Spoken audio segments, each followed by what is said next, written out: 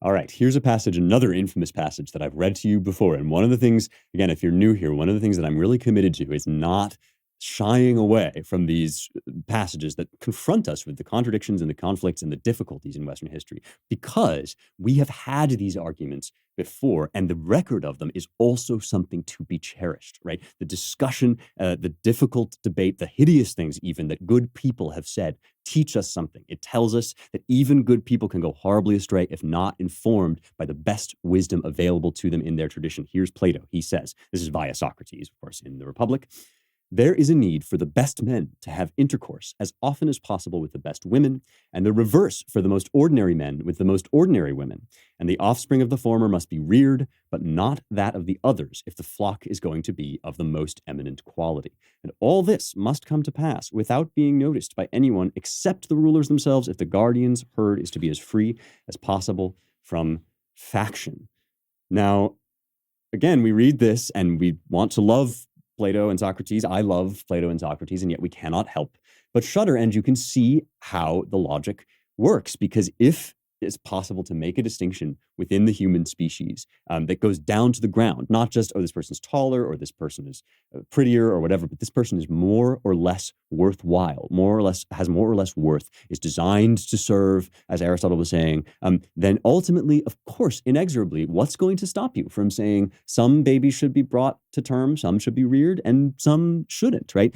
This is a collision course. I like to talk a lot on this show about the consonance and the harmony between Athens and Jerusalem, as it's called, these sort of two fountainheads of Western culture, the Judeo-Christian tradition and the pagan wisdom of antiquity in Greece and Rome. And I like to talk about how they've mediated their disagreements and how it comes down to us in this beautiful kind of package. But we also need to talk about the places where they simply and flatly do not agree, right? And here is one of those. These two things are on a collision course. The idea that you can make fundamental distinctions of worth between members of the human species, and the idea that full stop, all members of the human species have a certain baseline God-given right to life, as we would now call it. Although, again, let me remind you, right, that we haven't gotten anywhere near talking about rights yet. We're just touching upon the edge, the shore of the sea that is natural law or natural right. We're just getting down to this first fundamental question, because the first principles are important. First question that the West is faced with on this collision course is, can we make distinctions in terms of people's fundamental, essential goodness or mattering or worth, right? And so this is where we get to something like Plutarch and the life of Lycurgus. So this is a passage, another famous, infamous passage about Sparta now, not Athens. Remember, Plato and Aristotle are based in Athens, but Sparta, which left behind much less textual evidence, as much shadowier. And so people have raised these questions, but we've just seen in Plato himself, we've seen him putting this argument for, eugenics and certain forms of infanticide. And Plutarch tells us that this was practiced in Sparta. Here's section 16 of Plutarch's Life of Lycurgus.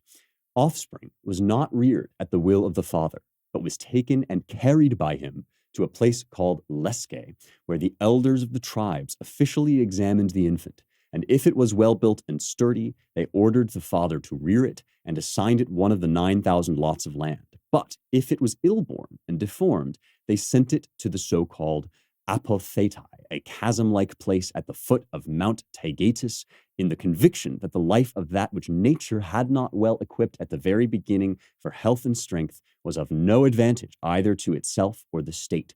On the same principle, the women used to bathe their newborn babes not with water, but with wine, thus making a sort of test of their constitutions. For it is said that epileptic and sickly infants are thrown into convulsions by the strong wine and lose their senses, while the healthy ones are rather tempered by it, like steel, and given a firm habit of body. Their nurses, too, exercised great care and skill. They reared infants without swaddling bands, and thus left their limbs and figures free to develop. Besides, they taught them to be contented and happy, not dainty about their food, not fearful of the dark, nor afraid to be left alone, nor given to contemptible peevishness and whimpering. This is the reason why foreigners sometimes brought Spartan nurses for their children. Amycla, for instance, the nurse of the Athenian Alcibiades, is said to have been a Spartan.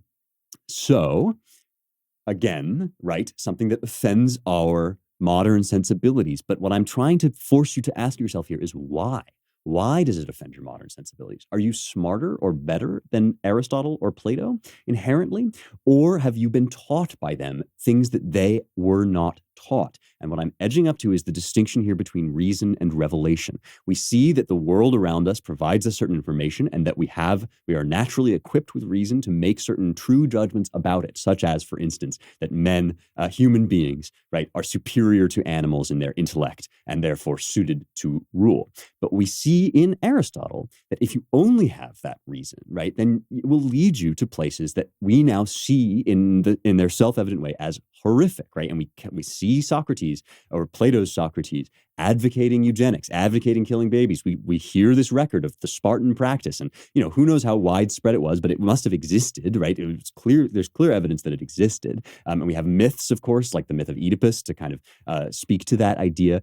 If you are only working on your human reason, no matter how smart you are, no matter how nice a person, no matter how good you are liable to go astray without certain forms of revelation, right? The distinction between reason and revelation is part of why we combine Athens with Jerusalem, because in order to come to the conviction that all men are created equal, that they are endowed by their creator with certain inalienable rights, you need the revelation that God created mankind in his image. The imago Dei is essential here. It's not one of the things that you can just toss out as history progresses and still get along just fine with all your rights intact, still stay to be a nice person. The natural state of man without this revelation, whether you believe as I do that it truly came from God, or whether you think it's simply, some sort of just brain burst that somebody had one time, right? Whatever story you want to tell about how that text came into being, its revelation is essential if you want to live in a world where all men are created equal, where you are born free, where somebody can't just decide